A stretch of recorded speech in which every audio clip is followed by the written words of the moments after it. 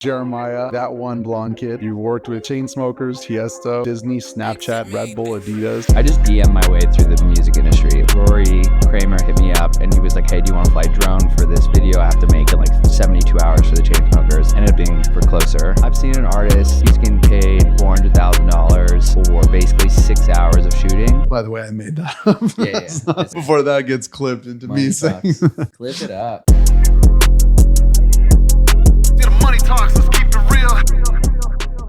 This is Jeremiah, aka that one blonde kid, creator for 10 plus years. You've worked with huge artists like the Chainsmokers, Tiesto, brands like Celsius, Disney, Snapchat, Red Bull, Adidas. You have your own agency, us versus them. Yes, sir. Yeah, welcome to Money Talks. Hell yeah. So I want to start with your whole adventure. So you have an IG post where you tell the story of moving to Venice with $5,000 and $50K in student debt, and instead of getting a safe job, you just start your creator career. Where did you get that conviction and what were your first steps? Yeah, I was thinking about that, like when I wrote that post.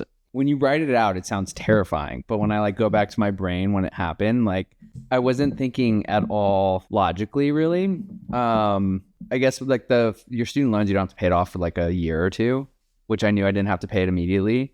And I was like, well, I don't need to worry about this now. And I have been able to make money in the past as a freelancer. I was working at an ad agency called Conscious Minds in Pasadena. And I had like a guaranteed job with them after college. Yeah, I was just like, you know what? I took my I worked with them junior year. Senior year, I took off. They said, come back after you graduate.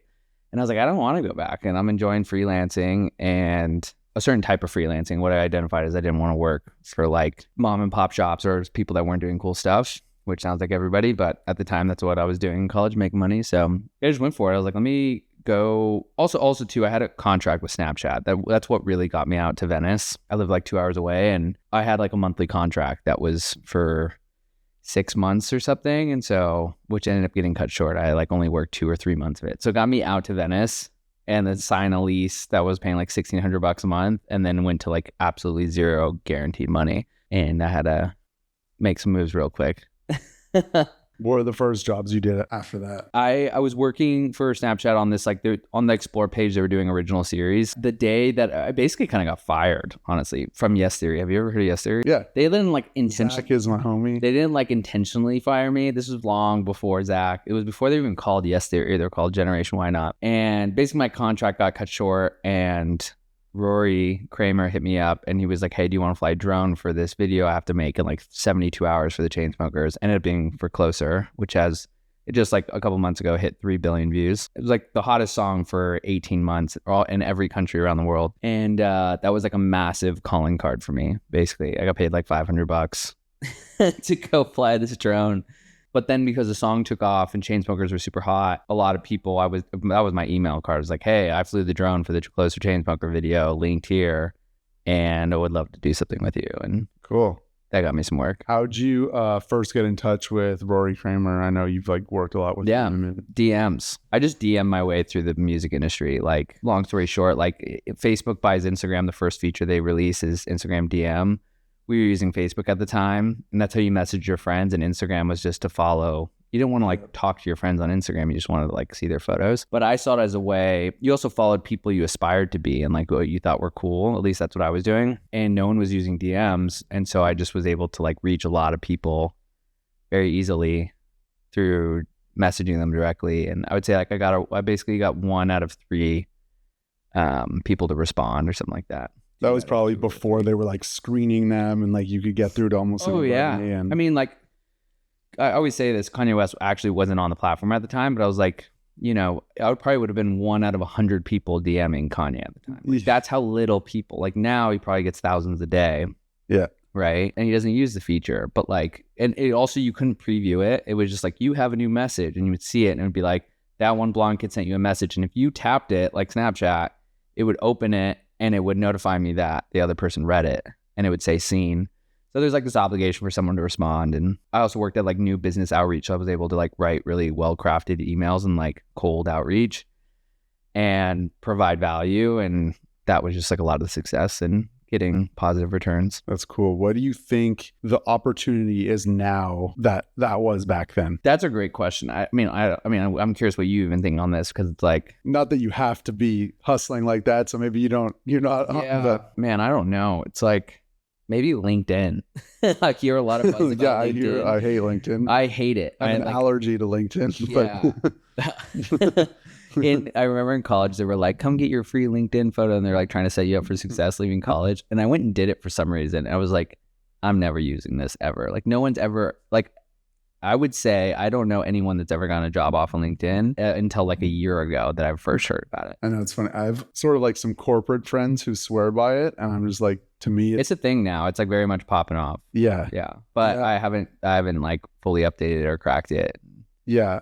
But I've heard LinkedIn video right now. Like it's that organic reach that was TikTok and Reels, and now those are kind of like slowing down. And then LinkedIn video is actually like great for kind of, clips and stuff. I would say like any new platform that is getting widely adopted or has momentum, that's it. TikTok necessarily like is starting, like everyone's using it to just see new videos but not interact with their friends, but it's starting to be this place where you're following someone because you want to consistently see content from them. Yeah.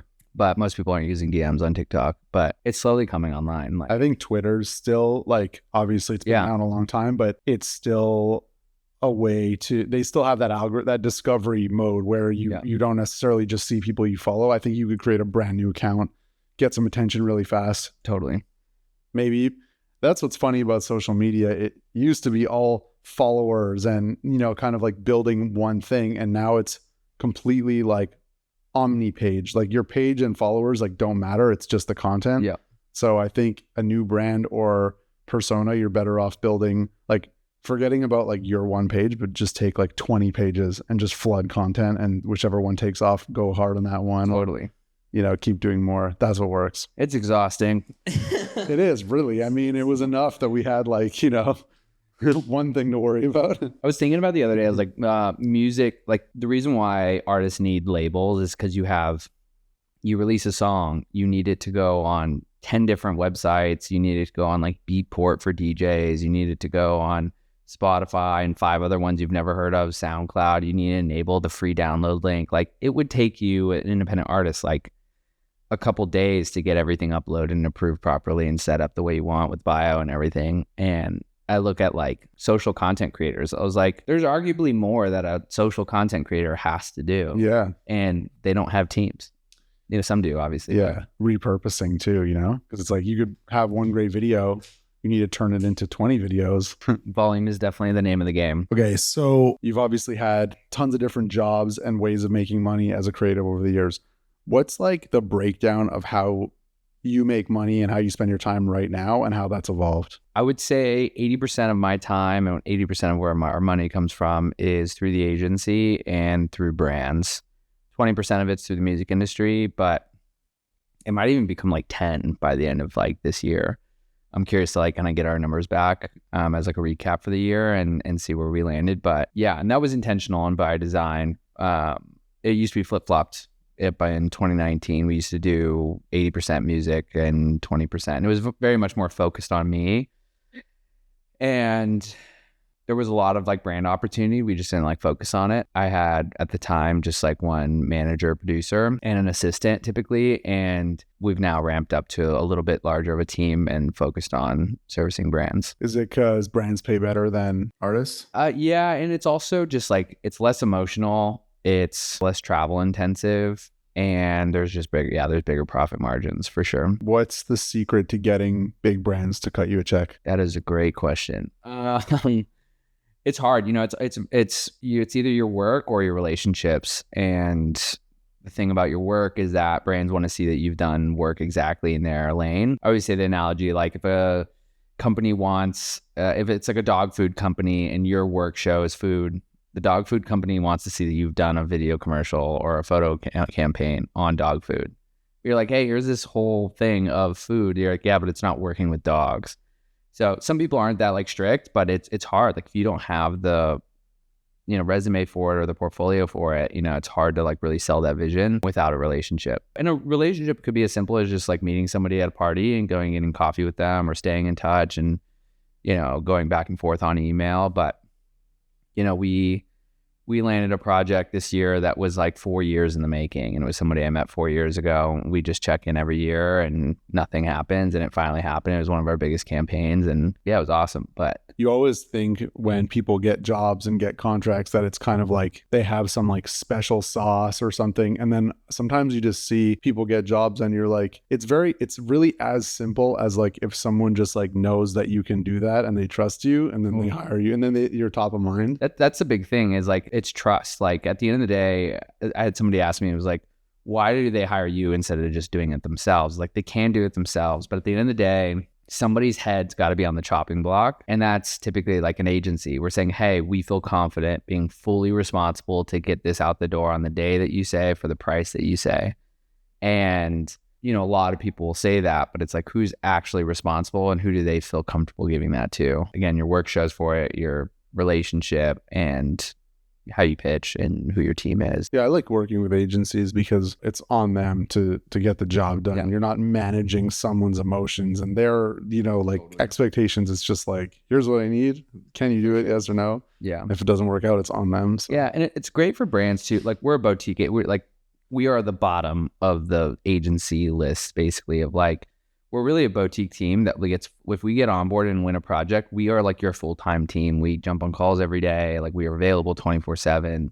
I'm a night owl. My business partner wakes up at 6 a.m. It's really like, it's like an in-house team without the overhead on their part. They get to like do it for a short run leading up to a drop or something or a big moment. And then it can ebb and flow. Or you can sign us for a year and have none of the overhead of all the shit in your office. What can you share about like the size of the projects or deals or? Yeah. In what regard? Like what, just like, sorry, you want like a range of scope of like. Yeah. How much things cost and how much, Yeah. We always say like, we feel comfortable doing everything starting at $15,000 to $400,000. After $400,000, we get a big brother agency involved. The one I used to work at, they actually it was super flattering. They actually tried to acquire us at the end of last year and we turned it down. But we have a great relationship with them. They do Super Bowl commercials. They run like 3 or 4 different Instagram accounts for Nike. They launched a lot of their Instagram accounts. And they've got they're going on like 12 years of having an annual retainer with them.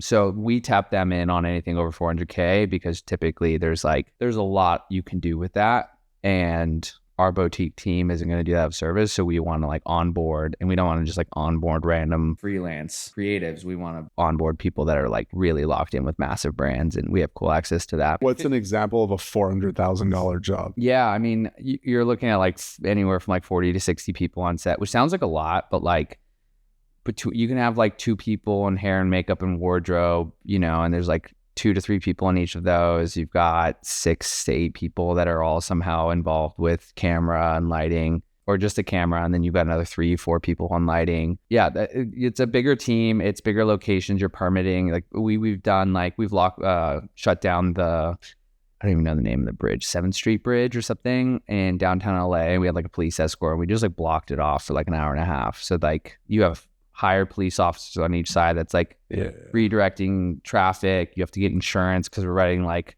motorcycles down it. We're doing like illegal stuff typically. You're flying drones, you gotta get permits for it. So $400K is when you have like a brand that wants a big concept. They want to shut things down. They want to do it right by permitting it. And yeah, you just need time, space, and bodies. And that would be for like something like a Super Bowl commercial for yeah, or if you have like A-list talent, certain talent tiers like require certain treatment, so like Justin Bieber or someone's going to need like their own like RV truck that like in between shots, whatever, that they're going to just be able to go into. And it's like that RV truck needs somewhere to be parked for the full day, and you might need security, and you might need their stylist. And it's like, we could hire a stylist for $3,000, but their stylist is like $10,000 to go pick stuff out of their closet, $20,000 to go shopping for you and to bring it on. It's crazy. Like it adds up quickly. All the details, like totally. So there's 1,000 ways to do it. Like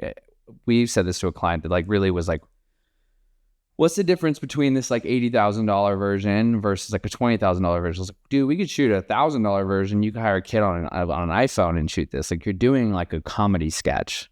Like you could do this with an iPhone and with another kid. But at the end of the day, like you want to shoot this on like cinema cameras. You want to have a locked off location. You have one of the biggest comedians. And it's like, you know, it's a lot more people. The second you have a bigger camera, you need more people. The second you have like a locked off space, you want to light it properly. Yeah. What are some of the biggest jobs that you've worked on? Some of the most fun has been, I worked on a Justin Bieber documentary during the pandemic. It was like locked off. That was through Roy Kramer, and that's his main videographer and has been running with him for a while. And it was cool. I was at the Beverly Hilton and they all have balconies. And so basically during the lockdown and what was it called? Social distancing. Basically like you would check in and they would give you a room. So it's like you and your group could go to the room and then you watch the concert from the balcony, and they built a stage on a rooftop that all the balconies looked over.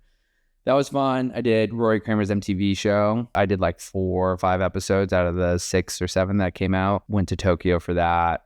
Got to work with like Shawn Mendes, Ray Shrimmer, Chainsmokers, Cruella as a small DJ. That was part of the pilot episode. That was fun. We did like this e-motorcycle thing that we shot in Utah and in LA. We shut down the bridge for that.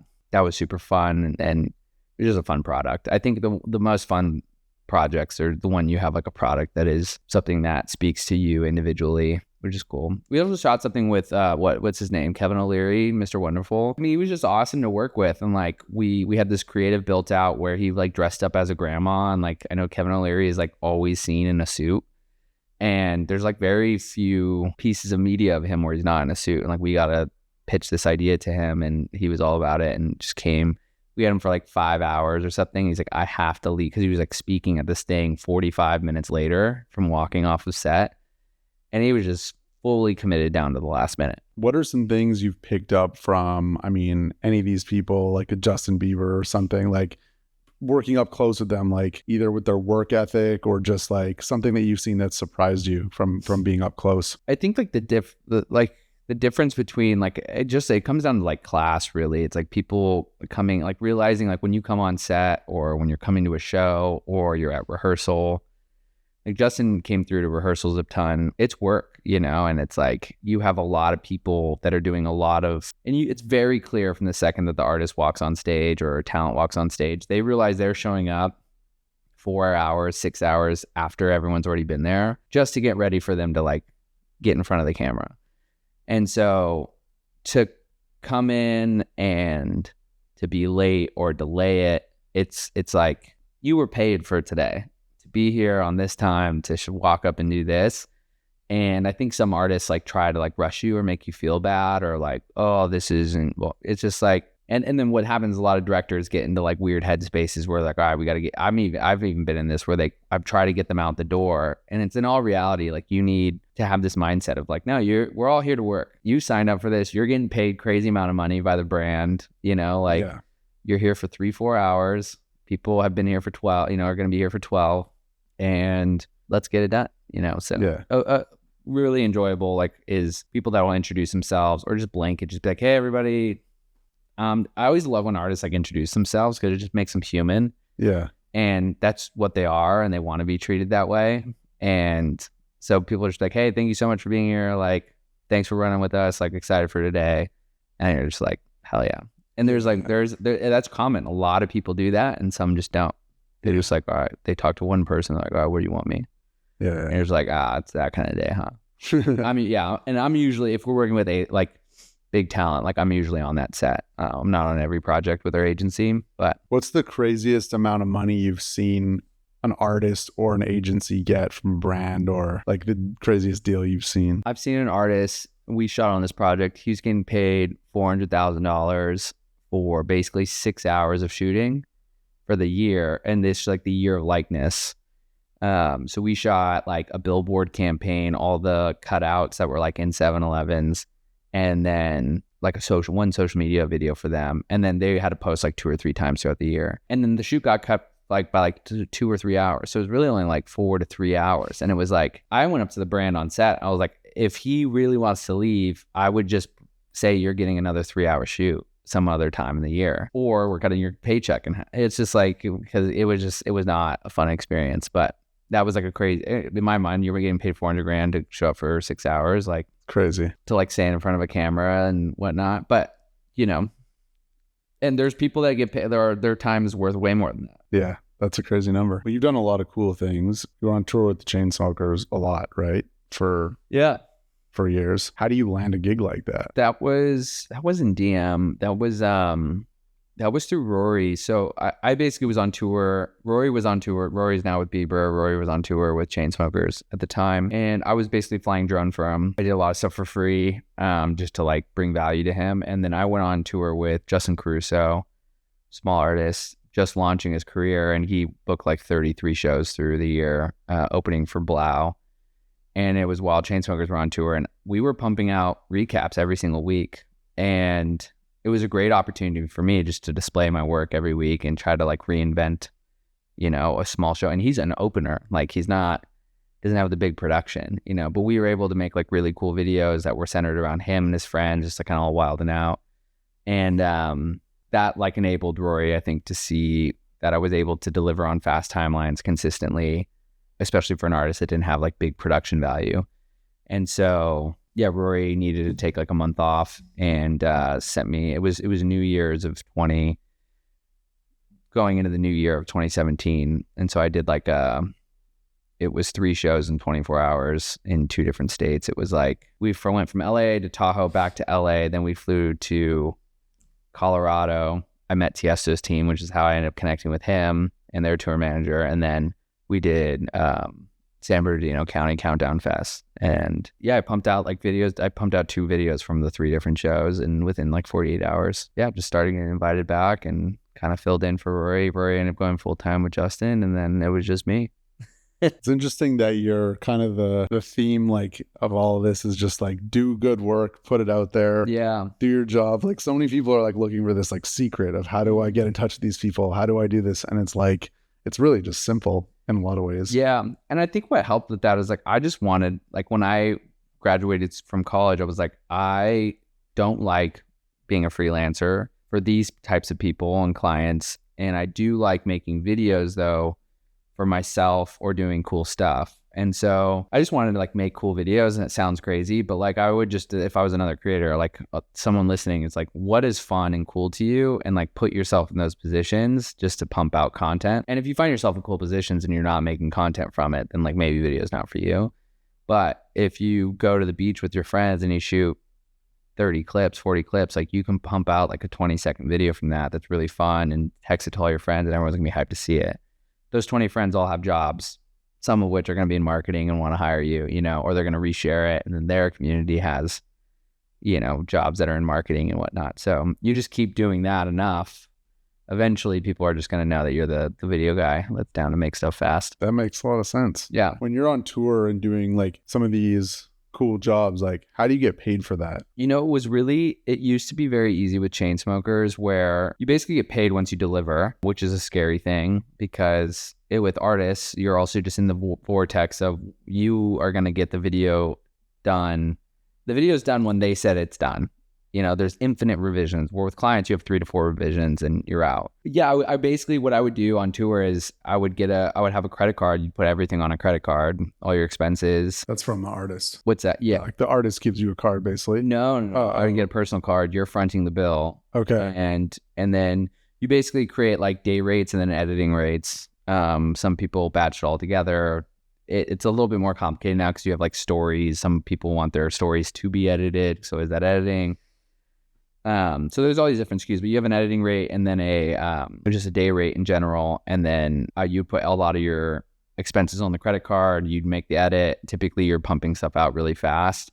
So you can go do like a week-long run, pump out edits the next couple days, submit it, get the invoice. I used to get paid like immediately from delivery, or as fast as I can make the invoice. Most artists, you know, they'll put you on or the labels, they'll put you on at 30 or 60 or 90, which is absolutely absurd. And like, I fight that every time. Like I at this point will not work with somebody that's paying over an at 30. Especially for like an independent creator. Especially on music industry. Like they're asking way too much of you to like move so fast, and you're like, if I'm pumping out your video within 24 hours to 72 hours or even a week, you should pay me with however fast that is. Like that's in my mind, that's the climate. It's like, I will work as fast as you will work. So if you want net 30, cool, I'll make your video 30 days later. I don't say that, but like that is what logically makes sense, especially if you're doing repeat back-to-back tours. Like you can't like go back out on the road and shoot. And then you're like literally 2 or 3 runs and videos in the hole without getting paid a dime. It's not sustainable. Can you give an idea of like what amounts people get paid that are doing those types of jobs? Yeah. There's a funny thing in a lot of the really cool jobs, I think people are that are even with really high profile people. And then a lot of people that work in that don't actually make that much sometimes. And sometimes there's crazy numbers like what you just said. So I'm always curious. Like, yeah, there's it's so funny. It also changes with like each genre. Like I know some guy that works for like one of the biggest, most relevant rappers, and he'll like go like 3. He's a young kid too from like Arkansas. And he just ended up sneaking into the show, ended up getting adopted, created some crazy photos, and now he's been running with this guy for a long time. He'll go like 4 to 5. He's like, I haven't been paid in 4 to 5 months. And I'm like, what? Have you ever been paid? He's like, oh yeah, like usually once a year or something, they'll just like give me like 60 to 120 G's. And I'm like, what? This is crazy. That is crazy. And I'm like, what about your flights and stuff? He's like, yeah, they just like text me like, yeah, we're going to be here, show up. And I was like, so you got to realize like a touring artist moves so quick. Like when I'm talking like Chainsmokers have their residency in Vegas, they'll leave Los Angeles on a jet an hour and a half before their set time sometimes. They'll land like 40 minutes before their show. They're in their hotel room 15 minutes later from like the doors opening on their jet. Like they move quickly. So like to catch them, you're like, all right, I got to be at this hotel in this 45-minute window or else I'm missing the boat. You're not getting walked to the booth with them. Now you're trying to fight all these security guards while the show's going on. It's just not going to happen. You know, imagine like a Kanye or a Travis Scott or something like that. It's like, how are you going to connect with this moving operation that's very quiet and stuff? So anyways, this some people are like that where they just don't get paid and they just like are cool with it. They're also, this specific person is doing like they're doing like merch from his photos of this artist that isn't approved at all. And he'll do like a drop of like 50 t-shirts or 200 t-shirts for like $250 a t-shirt, and it'll sell out like in an hour. So he's making cash on the side of it, but I'm like, that's crazy. Yeah. And then, I mean, people are doing it from every range though. Like going back to your finance question, it's like, there's kids that are shooting TikTok stuff for free because they just want to they just need their start. And some artists will do that, but it's a rat race for them because they're just like churn and burning random people. You're traveling with these people. Do you really want to be like doing 5 different countries or states or 5 different shows with some super fan guy with his iPhone that's just like bugging out that he's on tour? You know, it's a nightmare for you. Can you imagine traveling somewhere? You're sharing cars with them and you're sitting next to them on the plane, and it's just, you're tired, you're jet lagged, you haven't eaten, you're hungover. Like, yeah, some kids are doing it for dirt cheap and it's awful. It's like ruining the industry. But I don't know, like day rates, I feel like people, like you could get paid like $1,000 a day. It's not great. You get paid like $1,000 a day. I know some people getting paid like $1,500 a day. And then, you know, it can go down all the way down to like 400, 500. But you have to then think like, all right, you're doing 5 or 6 shows. You have a travel day on both. So you're getting paid that chunk, 6 days. And then you get paid your editing rates, which you can make a couple $1,000s from that. So that's not bad. Totally. It's great, but it's also very disruptive. So like when you're on tour, you're doing, and this is where most music people, creators like fall short, is like you're so invested with artists that you're not building the next line of business down the road. And when you get off tour, you're editing, you're not emailing clients, you're not lining up new business. So you get done with the tour and then you're just dry for like a month before you can like fire up the next one. I had a full-time producer, and so I would land and he'd be like, cool, you have 3 days, you're gonna do a wellness day, you're gonna hang out with your girlfriend this day, then you're editing all day, and then you're going to come on set in the evening, and then you fly out in the morning on the tour. And it was like, great. It's a busy life. Yeah. It was fun though. I did it in my 20s and I was like, this is the dream. I have infinite energy. Obviously, like, your content's really unique. You've like stood out and made this to a career. So how do you like approach making unique content, especially with everything changing? When I was most innovative, also too, just to like dilute everything I'm saying and be a little bit more humble, is like I popped up when the social boom was happening and anything was cool. Like I started when Instagram first released video and everyone was like, how did you get an edited video on to Instagram? because it was like, how did you get the video file from your computer? Because there wasn't like iPhone editing apps. Yeah. And I was like, oh, I just airdropped it, or I emailed it to myself and I downloaded it onto my phone and then I uploaded it to Instagram. Like, people were mind blown, right? So you could separate yourself so easily. Now it's like guys are doing CGI. It's like, it's crazy. It's very competitive. But I feel like every era, there's something. It's like there's something now that some people are doing. There's just something new always. Yeah. So actually, like, my biggest takeaway is when I was most innovative, I was consuming way less online. And I'd say, like, there's two sides of social media. There's consuming and there's creating. And like, which one are you doing? And I'll notice that my best work comes from when I am consuming way less. And it probably just breaks down to like, you're just editing more on your screen. You don't want to spend time on Instagram. But like, people would tell me like, do you see this person's video? And I like intentionally almost don't watch people's big videos till like a month after, because I just like want to stay in my lane and like finish what I'm working on. I don't want to see something that's relevant and hot and be like, damn, well, like what I'm working my butt off on, it has nothing to do with this, and this is hot and this is cool, and how do I insert that or be depressed by that to like, because not on that set, which none of it matters. It's about you and just getting stuff out. Yeah.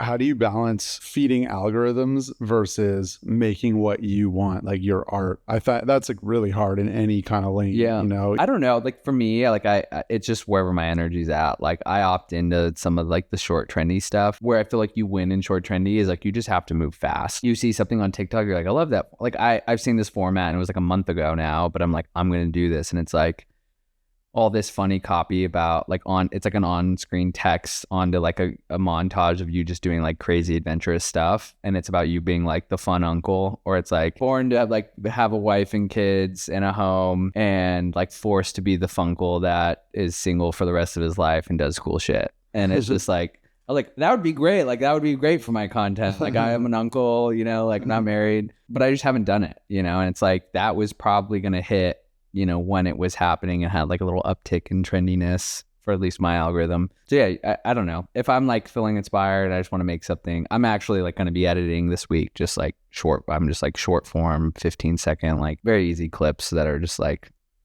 cool iPhone stuff, and post it with some text or whatever. Yeah. I mean, we're probably like when I started doing content and whatever, 10, 12 years ago. And the biggest difference is like, especially being kind of a perfectionist, like you want to make stuff that like looks really good, that you take a lot of time with. Yeah. And now it's all quantity. It's like people just throw up unedited iPhone shot quick things, and that's what works. And you need to take so many shots. That's what I find hard, you know? Yeah, it's hard. I find myself in like a very weird predicament, because like I'm running this agency that's like, a lot of our brand work comes from people knowing me and knowing my work.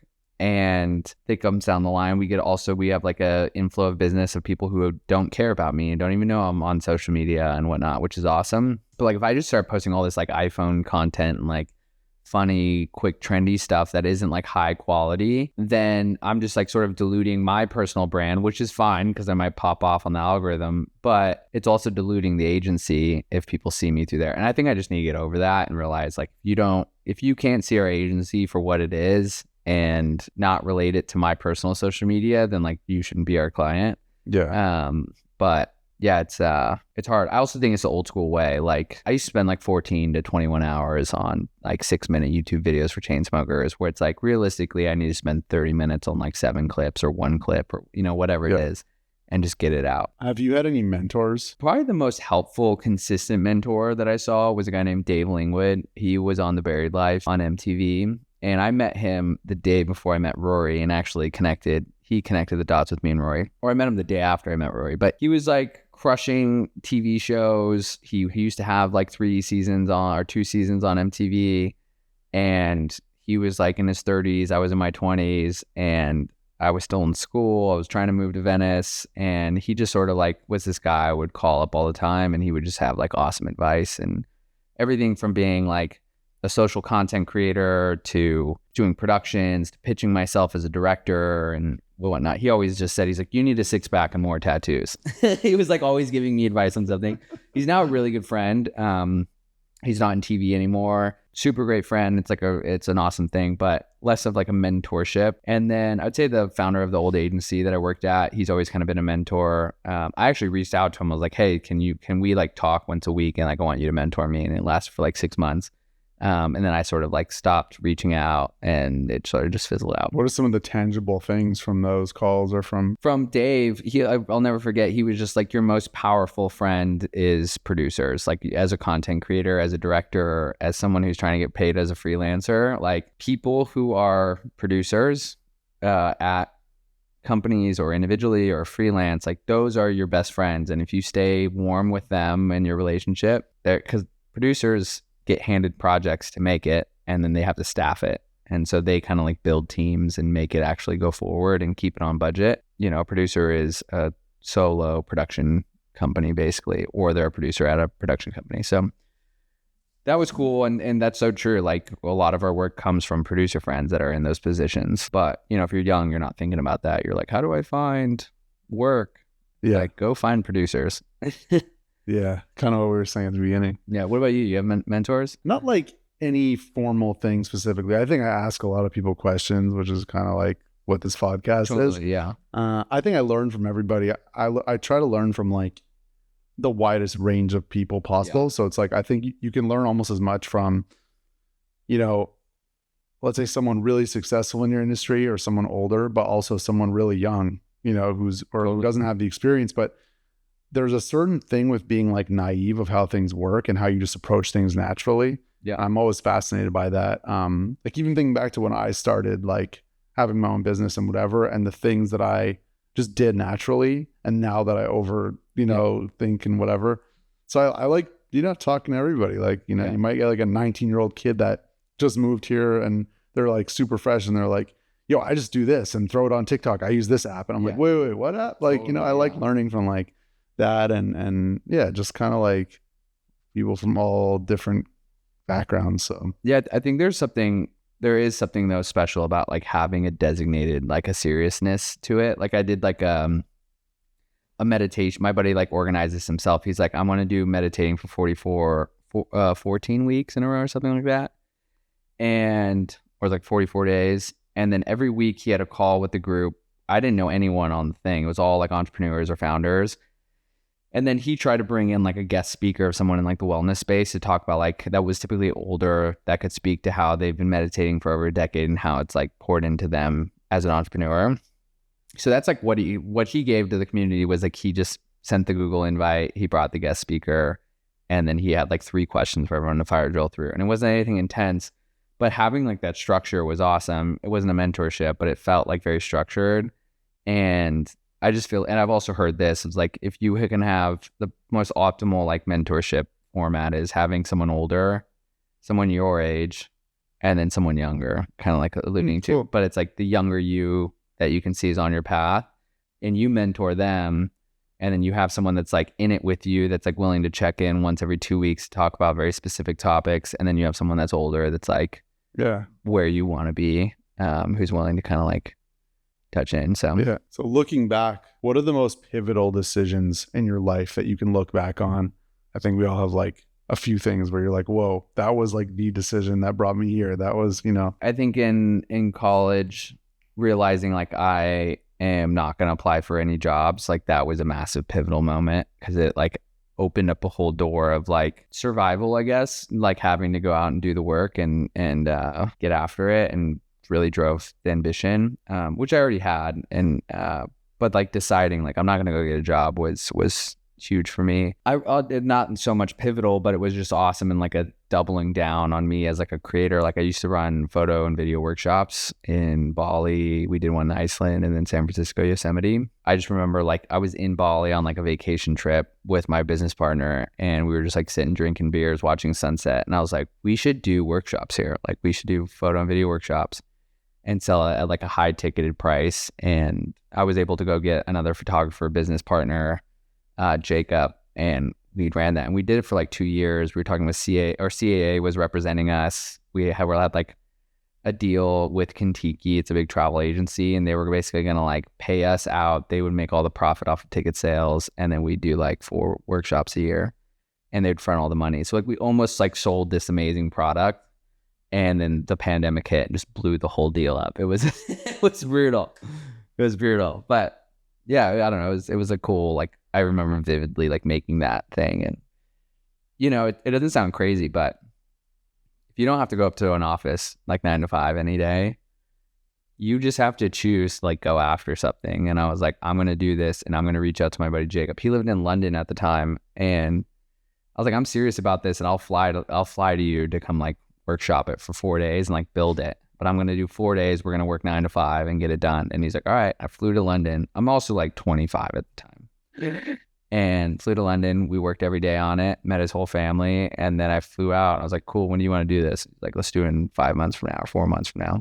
And then we ran it. I want to know more tactically how you built your agency, because I think there's a big space between a lot of creative people who aren't necessarily business people, and how that evolution happened. Like, how'd you go from just being a solo creative to like building an actual agency? What does it look like now? What hires have you made? Like, what's the infrastructure? I mean, I've always been creative, but I've also always had this like entrepreneurial drive, and it is two different sides of the brain, and it's hard to kind of jump back and forth. But yeah, I've always wanted to start my own thing. The first hire was really when I was freelancing. I hired a guy named Reese Hopper, who is an absolute legend. He was my best friend in college. I convinced him to move out to Venice, and I always made a rule of thumb. I was like, if I'm too busy to write an invoice, forget about it. Because I was hearing about freelancers at this agency I interned at. There was guys like not cashing $20,000 checks, 15,000, because they were just so busy. And I was like, that is crazy. You know, I'm a broke college kid. I'm just like, what the heck? And so I remember like I missed an invoice or two. And I was like, all right, I got to do it. So I started paying Reese to do invoices, and then basically to be like a bounce board for me when I was home. I had ideas of who to pitch and who to reach out to or what to build. I would just like talk to him about it. He would take notes on it, and then he'd build it out into like actionable steps or something like that. So he is now my business partner. He runs a lot of the operations and the logistical side. He's also like our lead producer. And so him and I are this sort of yin and yang. Like, he goes to bed early, I stay up late. He loves the logistics. I hate them. I love to travel. He's like a homebody. He's married now and like wants to chill. So it's this good yin and yang. And then to be honest with you, like the other hires have, and this might not even be like, I think it will reward us in the long run. But we find talented people that we love to work with.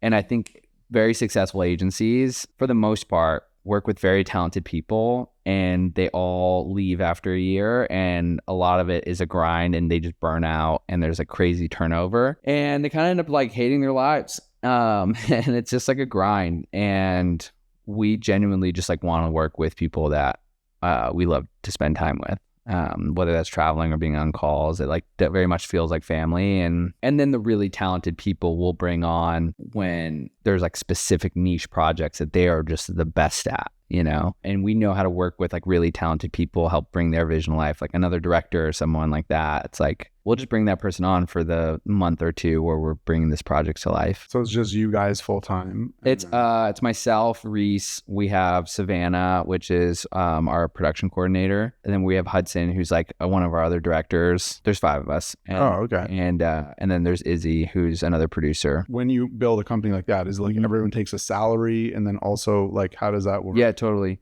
There's 3 of us on payroll. And then everyone else is on like a part-time or contract. There's also different commission structures. And then also everyone can make like, we can basically like pick and choose what people want to work on. So like if someone's like, hey, I really want to produce this, like they can produce it. And then me and Reese kind of have like executive say on like, I know you want to produce this, but this is like a little bit out of your scope, and like we need someone that's like can actually crush it. So we're nimble like that. Like we don't have a massive overhead. We used to have an office. It was like an old Snapchat office on the boardwalk, and totally got screwed by the pandemic. we got in there like January of 2020. It was brutal. What are some of your sort of hacks and practices for productivity? Or yeah, I'm curious to know what you do for productivity, because like everyone's different. And I think the big unlock for me was actually insight from Reese when I was freelancing.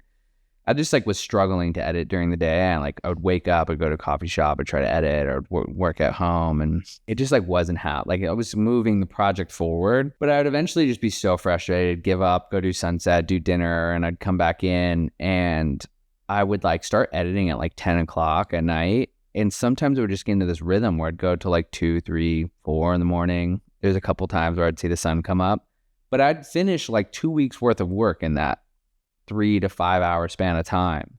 And it's like the output I was able to have in those hours were crazy. And then I would sleep till like 11 or noon. I do much less of that now because I'm not editing that much, but I was just so productive. And so I would edit during the day. And even in my most productive times during the day, just like the speed and flow and creativity wasn't there. So Reese was just like, dude, give up on editing during the day. Like focus on what else, like go. And I'm so much better at like emails, new business, building projects, building teams, locking in deals. So I've basically just like figured out where my power hours for specific like sides of my brain work. And like mornings for me is all logistics and planning, meeting with the team, future casting. And then middle of the day, it's like actually getting the projects that we have on the table moving forward and what my roles are on that. And then the like evenings is like pure creativity, editing. And then every now and then, you know, when we have like big editing projects and I am the lead editor, I'll do some of that during the day. But mostly I'm working with editors like in a studio and we sit down together. I review for an hour or two, work with them, touch up some things, then they get run with it. Do you have any specific like tools, or it could be like a certain camera software, like a bag, like anything that you just like swear by that's like your favorite thing? One thing that did help me with a little bit of productivity and just like insight to how much time was wasted was I installed this app called One-Touch. It's basically like a shortcut for your phone that like every time you open up an app you attach to Instagram, it basically makes you, or it's called One Breath, and it would make you take like a 4 or 5 second breath, and it has this cool automation where it vibrates your phone and it goes up slowly like a breath. Yeah, I've seen it. And it breathes down, and then it asks you like, do you want to enter Instagram? Or it'd be like, why are you in? It would give you prompts. It would say like, why, and it would say like, I'm procrastinating, or I'm doing it for work, or I'm bored, or whatever. And I just realized like, you know, like I would look down at my phone and I would see this thing going. I'm like, why is this even loading? Like I wasn't even conscious that I was just swiping into it. And it tracks how much time you have saved by using the app, and it was pretty astonishing. I'm not like an insane productivity nerd. Like I use like Apple email and Apple Calendar, and like, you know, I'm not like some people are with Superhuman and with like, you know, everything is like a million things. But I find it interesting. I think it could be overkill too. Like a lot of it is just like doing the work that you got to do. Totally. For me, like I realize like I'm accountable to other people. So if I say like, you know, we're going to work out at 7:30, I'm there at 7:30. I'm not going to not show up, but I will get distracted if I just decide like to do something myself. I probably won't do it because I'll just do whatever's top of mind or whatever I fall into. So I'm trying Which now. also can be powerful. Like that is powerful sometimes. What I'll do is I'll just like slot like an hour for that, where I'm like, you have an hour, and it's called computer time, where you're just hands on keyboards, and it's like, I don't know what I'm doing, but I'm going to sit on my computer and whatever comes to mind, YouTube tutorials, emails, projects, notes, ideas, I have like 5,000 tabs open at any time, and it's like more tabs are getting opened than closed at all times. So it just increases. Yeah. So like it's kind of endless, but I think it's probably like a learned habit from like being in school and hating it or something, that it's like when something becomes like work or homework, then I just avoid it. Yeah, it's partly good to just follow what you actually just feel like doing, because that ends up being productive. I think for a short period though, it's like you have to put a time limit on it, because at the end of the day, you do have things to go. I guess like some other hacks I do is like, I'll write out like what I have to do that day in order, and then I'll like number them on what's hardest, and then I'll typically try to crank out like the most difficult ones first. Yeah. Which sucks. Like that sounds, oh, what a cool hack. You look at it and you're like, I really don't want to do this one thing. Once you do it, you feel so much better. Yeah. Like I would definitely do that thing last or in the middle. Yeah. But if you can do it, your day is just so much better, because it's like frees up headspace. I like to like just putting things on the calendar with other people that are like towards what I want to do. So it's like, you know, if I want to record podcasts, and like put podcasts with people on the calendar, and then at the end of the week, I recorded 5 podcasts. That's that's better than 0, you know? Also, speaking of which, who did you have on it was like your last podcast or something. It was like he does like the faceless YouTube. Jake Tran. Yeah, that was a great podcast. I watched part of it. Yeah, it was Shout out to Jake. Do you have any specific money goals, like personally or with the business? Like, is that something you think about? Are you driven by money? It would be crazy to say I'm not driven by money, but myself and Reese, my business partner, like very much have, I would say if you compare us to the average entrepreneur, we are not driven by money. Again, we are like experience and the people we work with driven. And I know that sounds fluffy and all cool, but like it's just very real for us. I think like a goal for myself with the business is I would love to do like projects exclusively where I am not involved. Like we find someone more creative than me for the project that also wants to be on set and everything. Like I would love to do over $1 million revenue of projects exclusively that I don't even have my name, style, or am attentive to. Not because like we're able to catfish the brand, but just because we have a network of better people to be on it. That is like where I want our agency to go. And what about like personally? Are you like, I want to own 5 jets, or like I want to have 10 houses? Like, do you have any things like that? You know what's funny is like I hit this like, it's not like a quarter life crisis or whatever, but like my 20s was so jam packed with the craziest experiences working with so many artists and being able to travel with them. And I am such an experience driven person. That was what I wanted most in life. Like out of high school and college, I got it tenfold in my 20s. Yeah. Like it was euphoric and I'm so grateful for it. And I'm not like chasing that again. Like I don't want to be on tour as much. You also just do a lot of cool shit in your life. Totally. Yeah. And it's because I want to, and I plan it and I prioritize it. But my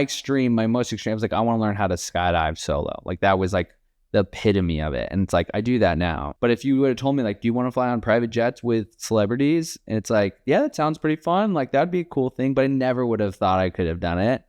And so I've done more than what I ever could have dreamed of. And now I'm in my 30s looking at the next half of my life and being like, what are the dreams of like that's just really fun stuff? And both like physical experiences like skydiving or like extreme sports or adventurous ones. Like I'm having like a brain fart moment because like I don't want to hike Everest. Like I don't want to. So it's anyways, like I'm brainstorming that. And then even like financially and like how you want, like I don't really care to have a yacht. Like I would love a yacht, you know, but I'm not working towards the yacht. Like I'm not driven by that. Yeah. So I want to be at a place in life where I can like take my family on like luxurious experiences and be able to move about life freely. I think financial freedom is like a big term, but financial freedom in something that like fits my lifestyle, which isn't necessarily like a bajillionaire in living in Los Angeles. Something it's in the Tim Ferriss book, but he like says everyone wants to be a millionaire, but it's like you don't actually know what a millionaire lifestyle is. Like what is a millionaire's lifestyle? Like what do they do? Like where do they wake up? What kind of house? Yeah. What do they do for fun on the weekend?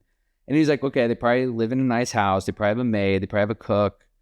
They probably have a boat. You know, they can like go to sailing for a week or whatever. And it's like, you actually add that up. You could go to another country and go do that for like $50,000. Yeah, or you could be like, I don't even care about these 3 things. And then these totally cost $64,000 a year. Yeah. And in the book, like Tim is just like, you could rent a Lamborghini for $1,000 a month, you know, which is like, you could have that for a year. You could go do that, live that life, and then see if that's actually something you really want to do. You know, it's like, you can go rent a boat for 2 weeks in Bali for like $8,000, you know, like you don't need that much money. So I have traveled. I do want to live in another country. Like I know I can go live that lifestyle. I can go do it now, but I want to like build a business and I want to like work towards like having a family. And yeah. So anyways, the bar isn't like crazy high for me. I know I can go, I will go live a rad lifestyle somewhere in this world that fits it. It's just like, in which economy, in which market are you going to be doing it? Are you doing it in Los Angeles or are you doing it in Mexico? I think it's funny too. We all compare to what we see and what's around us. And if you compare, let's say, a different era, the like middle class now, even though everyone talks about how poor everyone is, it's like middle class now are living an objectively way better life than the richest people in the world 100 years ago. Yeah. You know? And it's like, it continues to be that, to where it's like in 50 years from now, everyone's going to have a robot in their house that's doing all the things you don't want to do. And like, you know, the same way like billionaires and anyone has the same iPhone in their hand that's a supercomputer. Like imagine like 30 years ago even being like, everyone can have this in their hand for $700 or whatever. It would blow everyone's mind. And yet everyone still complains and there's all these And I would just say that's because people aren't aligned on like what their dream scenario. Like, sure, the phone's crazy, convenient. The robot's cool, but like I don't need a robot. You know, would it be nice? Sure, but like you can also just go have a maid. You know, is the dream though to be in America? Like, do you love California that much that you're gonna pay top dollar for those amenities? Yeah. In that experience, or can you just go have like a maid in Bali that's super hyped to be working with you and show up every day? You know, it's like you can go live that life somewhere else. But how do you think AI changes stuff in the creative space and content and stuff? I'm curious on just like how fast it's going to move, and obviously it's moving insanely fast. I don't have like a great answer in my mind. Like I'm in this place where I am the prime demographic for a lot of things, whether it's like investing in a company or in new software or whatnot. It's like, let me just go use it and get like an actual honest opinion of it with just like no bias. Like, would I actually use this? And most of AI, like I don't actually want to use it. I want to use it in music videos, and I have used it in music videos, but it's like, it's not quite there. And to do it and to integrate it and have it flash and show off its thing, it's like you're spending more money to actually get the results you want because of time to get it to actually work the way you want and to hire the expert. And that's what I will say is like, right now we're in this era where the next foreseeable future, I think, is like people will be hiring humans that know how to use AI really well to execute it. So I think you're an idiot if you're not paying attention to it and like trying to dabble with it. But at the end of the day, it's not like fully going to replace a lot of like, I think like video production elements. It totally can and will fully, and then the question comes into like storytelling. Like people want to know story and they want to be attached to a human, and they need to know that like relatability. Even just knowing who made the video. Like when we see that like Christopher Nolan like makes a video, a movie, it's like, I want to see it, but it's like Christopher Nolan's AI made this movie. Like that's cool, appealing to some people, but it's not him. Yeah. It's really mind-blowing to think about all this stuff. The storytelling is going to be huge though for the next phase. What really excites you right now, either in the world of creativity or content or just life? Snowboarding in Japan, personally.